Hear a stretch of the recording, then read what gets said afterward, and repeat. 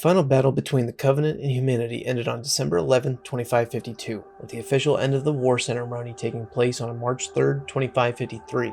With the dissolution of the Covenant and the High Prophets dead, the species that made up the superpower was leaderless and suffered through infighting, civil war, piracy and profiteering, and scattered.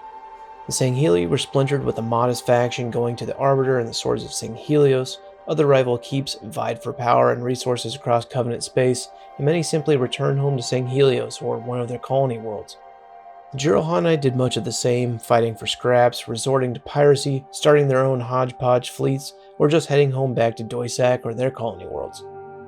The Ungoi continued to suffer under the rule of other species by and large. Most Ungoi simply sought safety and joined factions such as the Swords of Sanghelios or the Banished or Julim Dama's Covenant. With little to no spacefaring ships, they had few options besides servitude or the possible return to their homeworld on Balaho. The Kegyar returned to their roots and flourished as pirates, merchants, and relic seekers. The matriarchy did well for itself on their homeworld of Ean and beyond, conducting trade with any species that would entertain them. The Lokolo worms are a curious group of sentient beings that have ambiguous goals and ideals. As we see from the games, many sided with the Arbiter, some sided with the Banished, and some with Julim Dama. It's presumed that most of the worm colonies were destroyed when High Charity was overtaken by the Flood.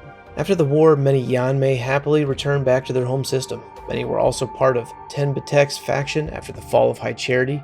Tem was a Sanshium prelate in a flotilla of namely prophets and brutes. Years later, many would also serve in both Murg Vol's Covenant and Julim Davin's Covenant. Last up, the Covenant fringe species such as the Dazream and the Yanhet were left alone on their native worlds. That's all for now, Halo fans. Catch you next time.